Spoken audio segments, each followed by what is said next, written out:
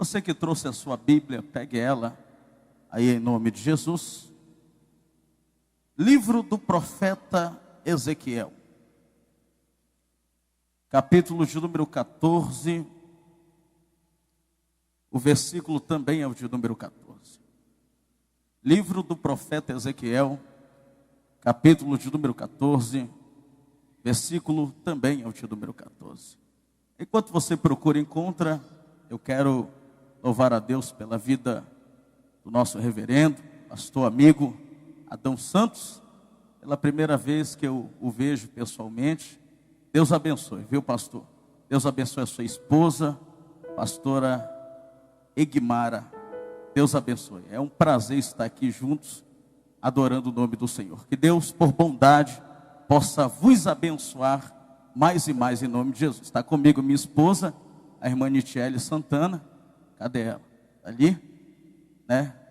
Está também intercedendo pelo nosso ministério. Deus abençoe. Tenho certeza que hoje será uma noite de milagres e restauração nesse lugar. Amém? A nossa igreja, né, que nós congregamos lá em Coromandel, Minas Gerais, também está em oração. Nosso pastor Wagner, junto com os irmãos, estão orando por nós. Que Deus abençoe eles que estão nos assistindo agora, em nome de Jesus. Deus abençoe pastor Josivan Portela, nosso amigo, em nome de Jesus. Quem encontrou o texto, diga amém. Está escrito assim: ainda que estivessem no meio dela estes três homens, Noé, Daniel e Jó, eles pela sua própria justiça livrariam apenas a sua própria alma, diz o Senhor Deus Todo-Poderoso. Amém? Podem sentar por bondade, em nome do Senhor Jesus. Tecladista, nos ajude. Você toca muito, viu? Esses últimos dias eu tive o privilégio de assistir alguns pregadores que estavam aqui, né, pregando militantes. Deus te use muito nessa noite, como todos os dias, em nome de Jesus. Quem acredita que a palavra de Deus é a verdade, só a verdade, diga amém. Redobre a sua atenção para cá. O texto que acabamos de mencionar em Ezequiel, capítulo de número 14, é um dos 31.178 textos da Bíblia, um dos mais curiosos e um dos mais enigmáticos. Curiosos e enigmáticos pela seguinte verdade: Deus chama o profeta Ezequiel e diz a ele: filho do homem, se uma nação pecar contra mim por conta da sua infidelidade, estenderei a minha mão sobre ela, enviarei sobre ela a fome, reterei dela o sustento do pão, exterminarei dela homens e animais. Mas ainda que estes três homens, Noé, Daniel e Jó, estivessem no meio dela, eles salvariam apenas a sua própria alma, diz o Senhor Deus Todo-Poderoso. Enigmático porque na Bíblia não tem só três nomes. Parece que Deus pega todo o contexto histórico e regressa a ponto de dizer que somente Noé, somente Daniel e somente Jó se salvariam. Haja visto que na Bíblia tem homens e mulheres que marcaram o seu tempo, marcaram a sua história, marcaram o seu momento na presença de Deus. Por exemplo, na Bíblia nós temos um homem profeta, diga comigo, Elias. Não fale mais alto, diga Elias. Para quem não sabe, Elias é o profeta do fogo. Se tem algo que nos chama a atenção na vida deste homem, da qual marcou o seu tempo e marcou o seu ministério com Deus, foi um dia ele exercer a sua própria voz aos céus e dizer: segundo a minha palavra não choverá, nem orvalho do céu cairá na terra. E os anjos disseram amém. E durante 3 anos e 6 meses, nem uma gota de água do céu desceu, nem um orvalho na terra ficou umedecido, e o nome do Senhor era glorificado. Que homem extraordinário! Se tem algo que nos chama a atenção na vida deste homem da antiga aliança, é que ele nos ensina como trazer a atenção de Deus, como trazer a presença de Deus até nós. A Bíblia diz que este homem um dia sozinho desafia os profetas de Baal. A Bíblia diz que leva ele para o cume do monte, lá no monte chamado Carmelo. É dada a oportunidade aos profetas, porque havia um acordo: o Deus que responder com fogo, este é Deus. O Deus que responder com fogo, esse servireis e a esse adorareis.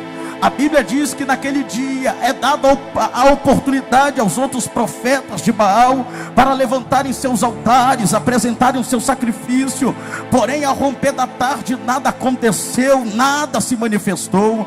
Mas a Bíblia diz que este homem, por nome Elias, quando recebe a oportunidade, então, para clamar, chamar a atenção de Deus, ele nos ensina algumas regras de como trazer a atenção de Deus até nós.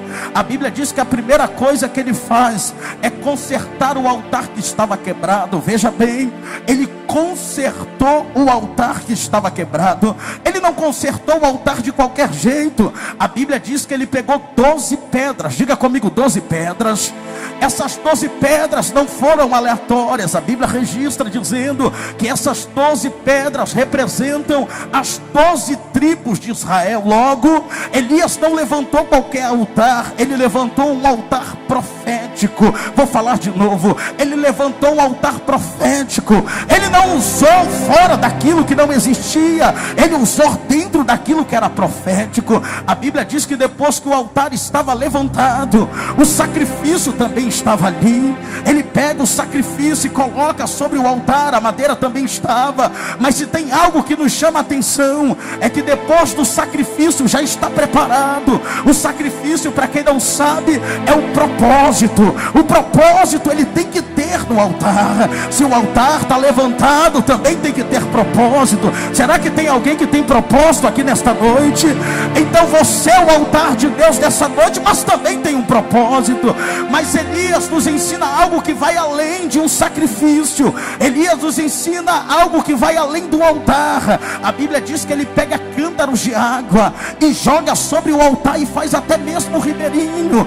A Bíblia diz que quando ele clama ao Deus dos céus, o fogo desce, consome o altar, consome o sacrifício e ainda lambe a água que estava ali. Entenda isso aqui agora, para você dar um glória a Deus. Elias nos ensina que o altar tem que ser profético, que o sacrifício tem que ser propósito. Naquele tempo, quem tem água tem honra. Naquele tempo, quem tem água tem nome. Naquele tempo, quem tem água tem reconhecimento e nome. Ele pega e joga no altar de Deus água, que simboliza a honra. Se tem algo que eu aprendi desde quando me converti, que se tem uma coisa que Deus valoriza na vida de um homem, é quando ele aprende o valor da honra. Pastor, o que é honrar a Deus? É eu fazer além daquilo que Ele me pede, é eu fazer além daquilo que Ele me propôs a fazer. Se é para andar uma milha, eu caminho duas. Se é para ir até um lugar, eu vou além. Se nesta noite Deus encontrar alguém que o honre, a presença dele se manifesta.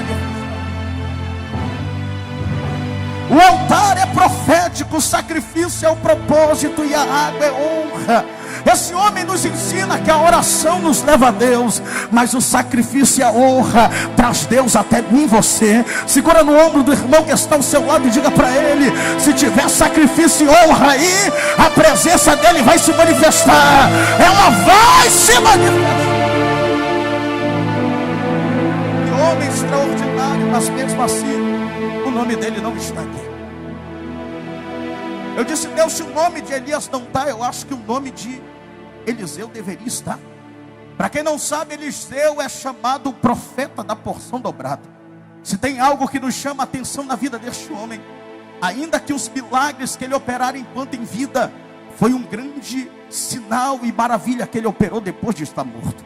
A Bíblia diz que depois que Elias morreu, pegaram o seu corpo, jogaram dentro de uma cova. Dias mais tarde, um soldado morre na batalha, e por sorte pegam o corpo deste soldado e jogam dentro da cova do profeta Eliseu.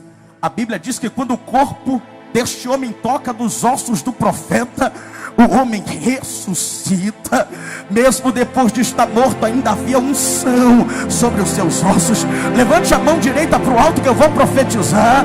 Talvez pessoas que têm olhado para você, o inferno inteiro com seus demônios, disseram: você morreu, não tem mais vida. Mas eles não sabem que a palavra que saiu da tua boca, em meio à circunstância para a tua casa, para a tua vida, para a vida de alguém, ela ainda continua sendo vida. E quem recebeu ela ainda vai gerar milagre.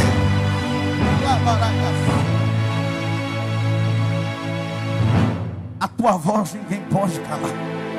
Mas mesmo assim o nome desse homem não está aqui. Eu disse: Deus, não tem Elias, não tem Eliseu, mas eu acho que deveria ter José. Diga comigo, José. A palavra José, todo mundo conhece. O seu termo original é Iosef. A palavra Iosef significa aquilo a quem Deus acrescenta. José, senhores, é o único filho de Jacó que recebe do pai aquilo que corrente sanguínea não passa, aquilo que DNA humano não pode oferecer, aquilo que a genética não pode transmitir. José é o único filho de Jacó que recebe do pai aquilo que nada natural pode oferecer. Nasceu Rubens e não recebeu, nasceu Simeão, Judá e entre outros e não receberam. Mas no dia em que nasceu José, assentado na mesa com a sua família, moço levantou a voz e disse: hoje eu tive um sonho de Deus. Sonho não veio da sua genética, mas o sonho veio dos céus. O sonho que ele tem não é dele, o sonho que ele tem é de Deus. Aí então Jacó diz: nasceu um menino que tem sonhos como eu, de Deus na terra. A maior alegria de um pai crente não é quando alguém aproxima-se dele e diz: ó, o teu filho tem o teu rosto, tem teus olhos, tem a tua cara. A maior alegria de um pai crente não é quando alguém aproxima e diz: ó, o teu filho tem o teu cabelo bonito. A maior alegria de um pai crente é quando alguém aproxima-se dele e diz: ei, teu filho crer no teu Deus, teu filho tem um ministério parecido com o teu, tua filha vai na tua pegada. Daqui a alguns anos você vai dormir do Senhor, mas eu profetizo que teus filhos farão obras maiores daquela que você fez para Deus. Eu profetizo que daqui a uns anos você vai dormir do Senhor, mas a tua geração vai colocar o inferno de cabeça para baixo.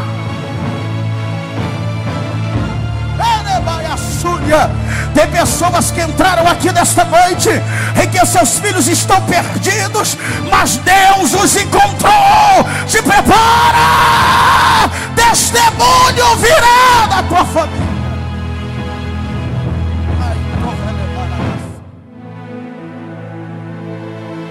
Mas mesmo assim o nome de José não está aqui. Eu digo: Deus, não tem Elias, não tem Eliseu, não tem José, mas eu acho que tinha que ter Moisés. Diga comigo, Moisés. Se tem algo que me chama a atenção na vida desse homem, foi um episódio em que Miriam e Arão contendem contra Moisés, mas não porque ele é alto, não porque ele é baixo, não porque ele é gordo ou magro. Contendem contra ele acerca do seu ministério. Chegam para ele e dizem: Moisés, eu acho que não é Deus que fala através de ti. Eu acho que não é Deus que te usa para falar conosco. A Bíblia diz que Moisés é manso. Ele entende aquilo que muitos pregadores e muita gente leva tempo para entender. Que chamado e ministério quem deu foi Deus. Muita gente não entende que chamado e ministério quem deu foi Deus. Quando se levantam contra o teu chamado e contra o teu ministério, não estão levantando-se contra você, estão levantando-se contra o Deus que o deu. A Bíblia diz que Moisés se cala, e antes do anoitecer Deus desce no arraial. A Bíblia diz que ele chama Miriam e Arão para uma conversa e diz: Miriam e Arão, por que não temeste vocês se levantarem contra o ministério do meu servo Moisés? Aos profetas eu falo em sonhos e visões, mas a Moisés eu falo face a face e boca a boca. Pastor, o que é face a face? O que brilha no rosto dele é a minha glória, é a minha presença. Vocês podem até não aceitar, mas é a minha presença que brilha, é a minha glória que se manifesta. Pastor, o que é boca a boca? O que sai da minha boca entra dentro da boca de Moisés. E o que ele fala não é o que ele quer. O que ele fala é aquilo que eu mando ele falar. Deus disse nesta noite: abre a tua boca, que eu quero falar através de você. Abre os teus lábios, que eu quero falar através de você nesta noite. Abre a tua boca, que eu quero ser Deus na tua vida. Mas mesmo assim o nome de Moisés não está aqui. Eu disse: Deus, não tem Elias, não tem Eliseu, não tem José, não tem Moisés. O que é que Noé, Daniel e Jó tem? Que Moisés, Elias, Eliseu e José não tem. Foi aí que o Espírito Santo, que é o real intérprete das Escrituras, é Ele que nos ilumina e nos inspira. É o que nesta noite me trouxe aqui para te revelar que o que Deus estava falando para Ezequiel vai além daquilo que você pode imaginar. Olhe para o irmão que está ao seu lado e diga para ele: Deus deu a Ezequiel uma lista de sobreviventes. Diga para ele: sobreviventes. E é sobre isso desta noite, desses minutos, que eu quero pregar para você. Sobre os sobreviventes de Deus dessa noite. Talvez você possa dizer: pastor, o que essa mensagem tem a ver comigo? Você olha para a sua direita, olha para a sua esquerda, e muitas pessoas que eram para estar sentados aí não estão, porque lutaram o ano de 2019 e não sobreviveram. Alguns morreram, foram enterrados, outros saíram da presença de Deus. Satanás assinou um decreto dizendo: 2019 seria o ano da sua morte, seria o ano do seu fracasso. Mas Deus rompeu junto com você e te trouxe aqui dos militantes esse ano para te dizer: você sobreviveu. Você sobreviveu. O ano de 2020, a tramóia do inimigo já está, mas ele não sabe que Deus trouxe você para romper de novo, e você vai sobreviver. Há um milagre que Deus reservou, uma promessa que vai se cumprir, mas ela vai se cumprir quando você entender que você é um sobrevivente de Deus na terra, e ninguém pode parar o projeto dele da sua vida. Deus te trouxe aqui para te dizer: eu ouvi as tuas lágrimas, eu ouvi os teus gemidos e o teu clamor, e te trouxe aqui para te dizer: você vai sobreviver. Você vai sobreviver essa crise financeira. Você vai sobreviver esse rompimento no teu relacionamento. Você vai sobreviver essa calúnia que se levantaram contra você. Você vai sobreviver sobre este mal do século que operou na tua vida. Eu vim como profeta trazer essa mensagem aos campeões de Deus, aos sobreviventes. Você vai sobreviver.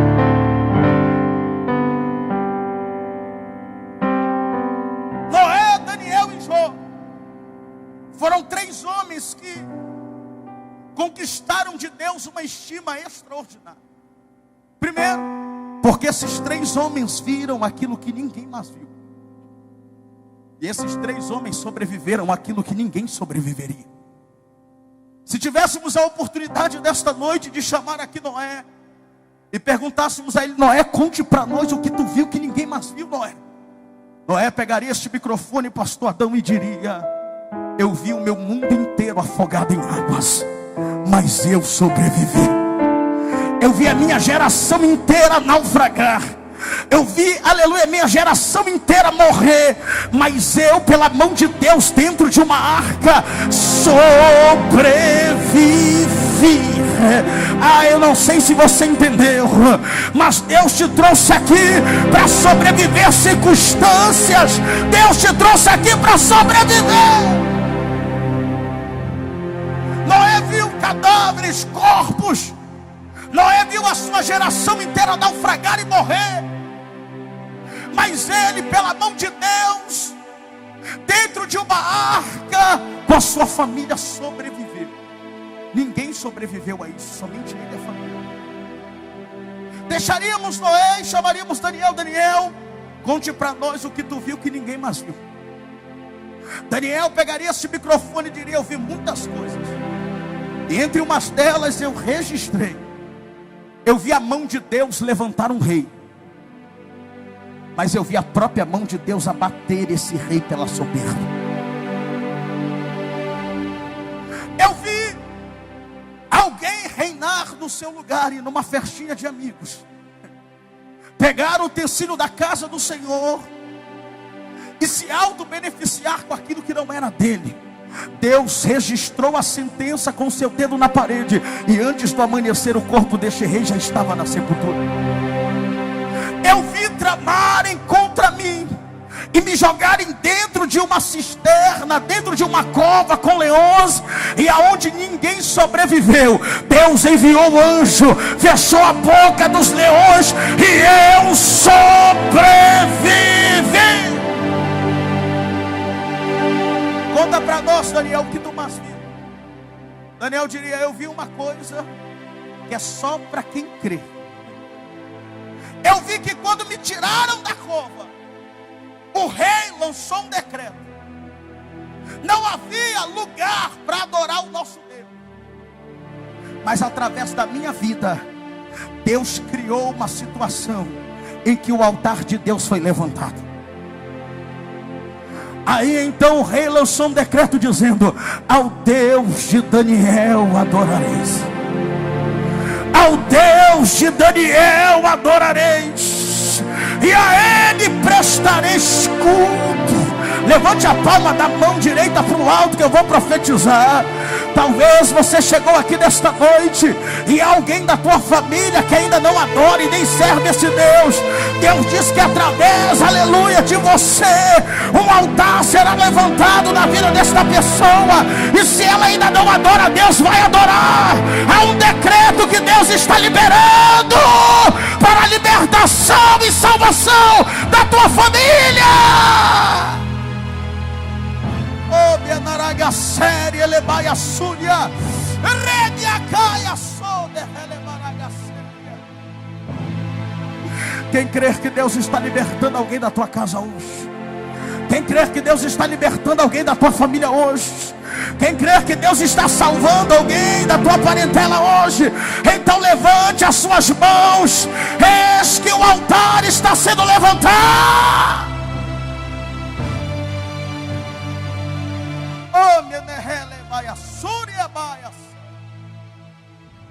Senta lá, Daniel. Vamos chamar Noé. Imagina Noé se levantando e vindo até esta tribuna e pegar este microfone e perguntássemos a ele: ô Noé, conta para nós o que foi que tu viu que ninguém mais viu. Conta para nós o que você fez para sobreviver aonde ninguém sobreviveria. Noé pegaria esse microfone e diria assim: ó, se no mundo dizem perca tudo, mas não perca o amor da sua companheira, eu diria: a minha disse amaldiçoa o teu Deus e morre. Se no mundo dizem perca tudo, mas não perca os amigos, eu diria: os meus me abandonaram dizendo eu pequei aonde não havia pecado.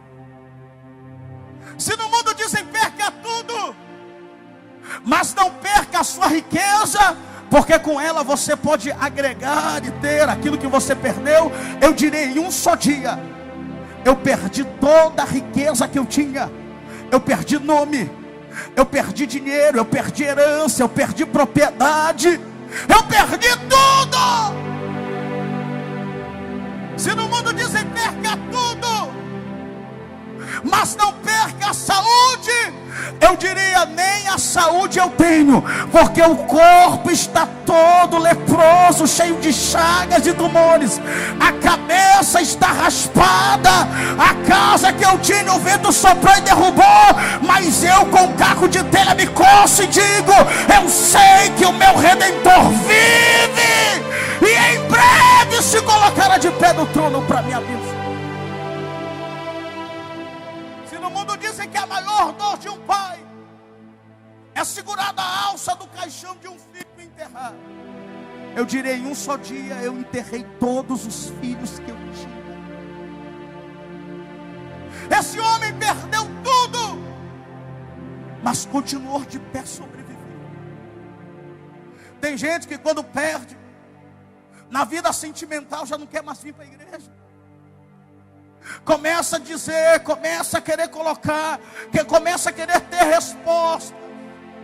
E quando não tem, não vem mais para a igreja.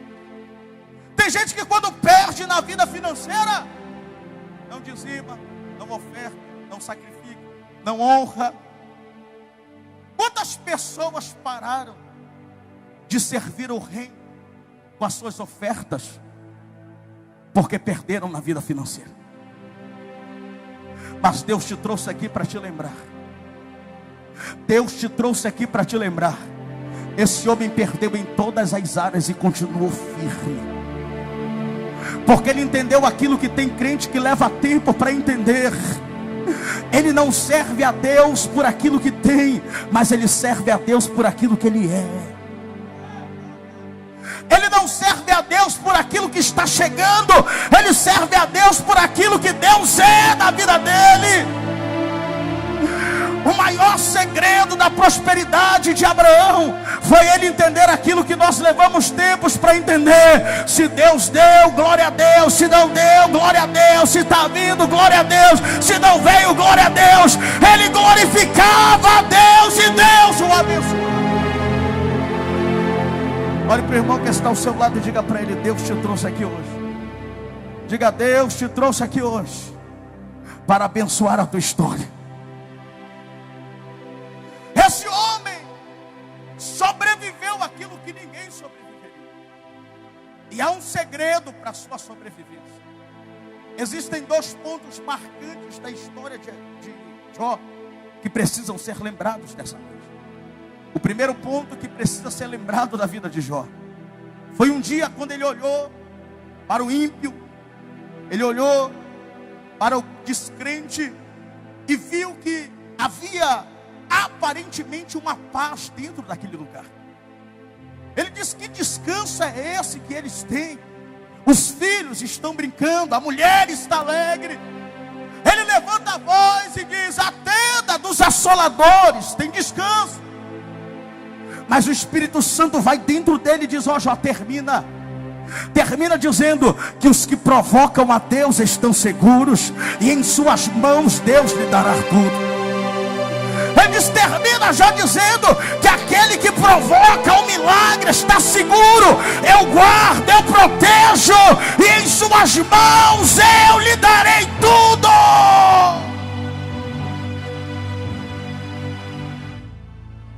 Jó entendeu que a paz era passageira, a alegria era momentânea, mas na presença de Deus a alegria é eterna. A paz ela é eterna. Tem alguém que está sentindo isso aí hoje de Deus? Então levante a sua mão e dê um glória a Ele. O segundo ponto que marcou a vida de Jó foi ele observar uma árvore desde o seu crescimento até aparentemente a sua morte. Diz que Jó viveu um período de provação entre 1 ano a 1 ano e meio, não se sabe exato. Logo, ele viveu as 4 estações da sua vida.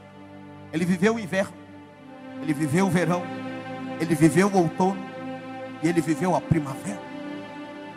No seu livro, no capítulo 14, versículo 7, ele desembucha tudo aquilo que ele precisava ouvir, que estava dentro dele.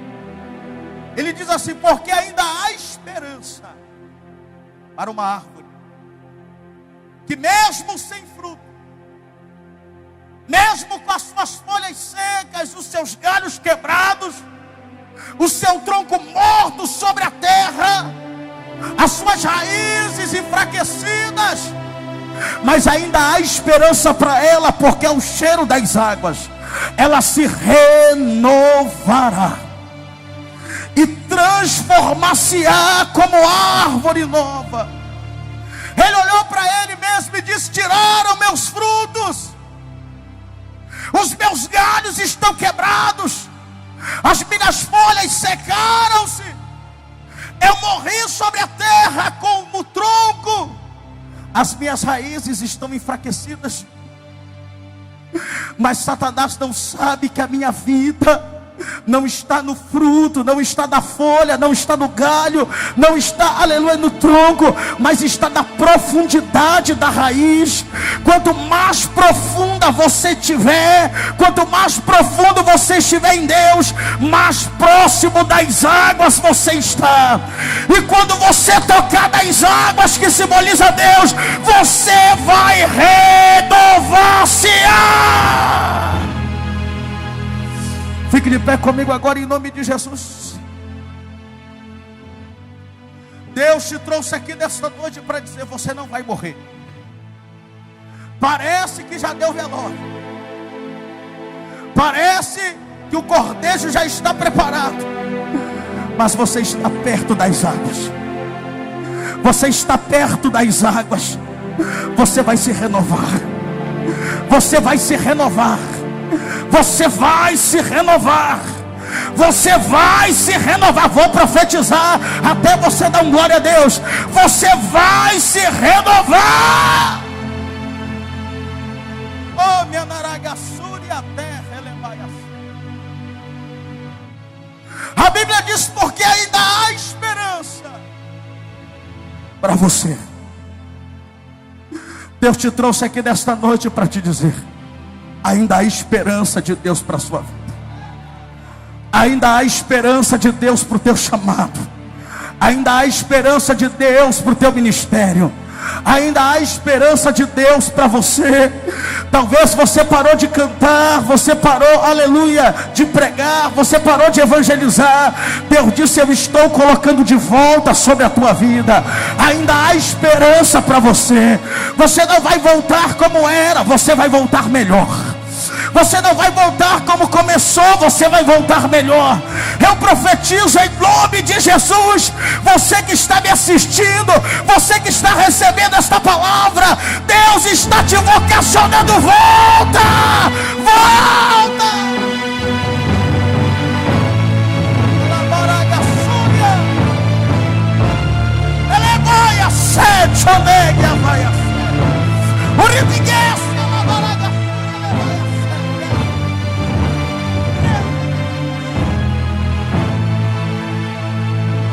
Oh, Espírito Santo. Oh, Espírito Santo. Deus não é Deus de recado, mas Deus é Deus de mensagem. Eu tenho duas mensagens nessa noite para profetizar. Levante a mão para o alto e diga: Senhor Jesus, eu estou nesta noite aqui para ser renovado pelo Senhor. Eu sei que o altar é a minha fonte de renovo na sua presença. Olhe para mim agora. Deus te trouxe aqui porque você não é um super-herói. Você não é uma mulher maravilha. Você não é um super-homem. Você é um homem e uma mulher sujeito a erros e falhas. E Deus sabe que por mais que você queira acertar, muitas das vezes você erra. Tem pessoas que chegou aqui nesta noite que o coração está ferido, precisa liberar perdão sobre a vida de alguém, mas o orgulho é grande que não consegue. Deus trouxe pessoas aqui nesta noite que estão de mal com seu esposo, estão de mal com a sua esposa, com seus filhos, com seu pai, com a sua mãe. E Deus sabe que você não pode sair daqui da mesma forma que entrou. Deus sabe que você tem que sair daqui hoje provando do ministério da reconciliação. Deus sabe que você não pode sair daqui hoje da mesma forma que veio. Você precisa sair daqui hoje perdoado. Eu não tenho poder para perdoar o teu pecado, mas tem alguém que agonizou 3 horas em uma cruz, que derramou todo o seu sangue. Esse sim tem poder para perdoar o pecado. Eu não sei qual foi a tua falha, nem o teu erro, Mas enquanto eu estava ministrando, o Espírito Santo ministrou meu coração e disse: tem pessoas aqui hoje que precisam de um abraço meu. Estão aqui, mas estão distantes da minha presença. Militantes, além de alcançar quem está fora, ele também alcança quem está dentro. Deus te trouxe aqui nesta noite para te dizer: ainda há esperança para você. Olhe para a pessoa que está ao seu lado e diga: tem lugar para Jesus no seu coração? Se tem lugar para Jesus no teu coração, e nesta noite você precisa de um renovo, você precisa sair daqui hoje perdoado. Não importa o que você fez, existe um Cristo que pode te perdoar. Eu quero convidar você: sai do seu lugar e vem aqui na frente, que eu quero orar por você. Você nesta noite que tem lugar para Jesus no teu coração e sabe que você não pode sair da mesma forma que entrou, você tem que sair daqui hoje perdoado. Sai do teu lugar e vem aqui, que eu quero orar por você agora. Pastor, eu tenho vergonha de sair do meu lugar e vir aqui na frente. Olhe para mim. A mesma vergonha que você tem de sair do teu lugar e vir na frente e reconhecer o seu pecado, é a força que você dá ao diabo para continuar operando na sua vida.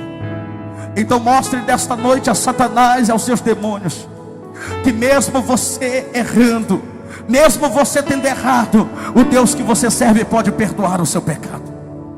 Eu quero convidar você nesta noite que precisa deste perdão, que precisa desta noite, aleluia, sair daqui provando do ministério da reconciliação. Sai do teu lugar e vem receber o perdão dele nesta noite, porque ele vai sarar você, ele vai limpar você, ele vai renovar você. Você brotará e será uma árvore nova. As tuas folhas serão visíveis, os teus frutos serão visíveis, os teus galhos serão grandes.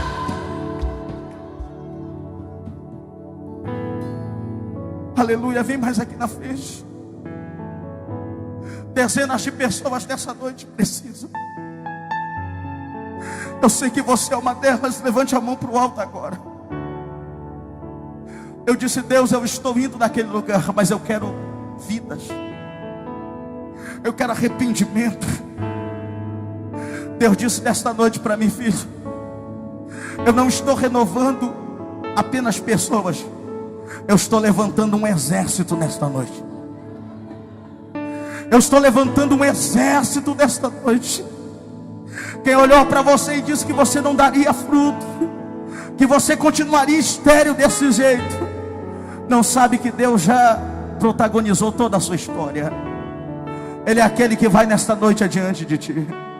Dobre os teus joelhos aqui na frente, que eu vou orar por você agora. Por favor, dobre os joelhos. Eu quero dobrar junto com você nesta noite, porque isto que é evangelho não é subir no púlpito e se degladiar. Tem muita palavra para ser ministrada, tem muitas mensagens para ser pregada. Eu não preciso subir o púlpito para falar, para tentar alfinetar ninguém. Eu subo o púlpito para falar que Jesus é bom. Nós subimos ao púlpito para falar: essa é a mensagem. Levante as mãos para cá, militantes. A igreja. Senhor Deus, perdoa a culpa e o pecado deste homem, desta mulher. Hoje é só mais um pouco daquilo que o Senhor está fazendo durante esse congresso. O Senhor fará muito mais ainda. Eu te peço nesta noite, na autoridade do nome de Jesus, perdoados estão os seus pecados. Lança no mar do esquecimento, escreve o vosso nome no livro da vida, e renova cada homem, cada mulher, cada jovem, cada criança, cada adolescente, cada pessoa dessa noite. Que o altar fortaleça-os para estar firme na sua presença, em nome de Jesus. Quem crer, diga glória a Deus. Levante-se nesta noite perdoado, sarado e remido. A igreja deu uma salva de palmas para Jesus. Levanta a sua mão direita própria. A senhora, isso. Levante a mão. Fique em pé. Deus hoje entra dentro de duas agências lá no Marabá. Uma dentro do Banco Itaú e a outra dentro do Banco Bampará. Deus falou para mim assim, disse: aquele empréstimo que a senhora fez, que iria apertar nos dias vindouros. Deus está criando uma situação para ele ser pago antes do ano de 2024. Porque Deus é Deus na sua vida. Deus é Deus na tua história. Aquele auxílio e aquele benefício, Deus nessa noite traz a memória e diz: não te será cortado e nem tirado, porque Deus é Deus na tua vida. Deus abençoe. Dê uma salva de palmas para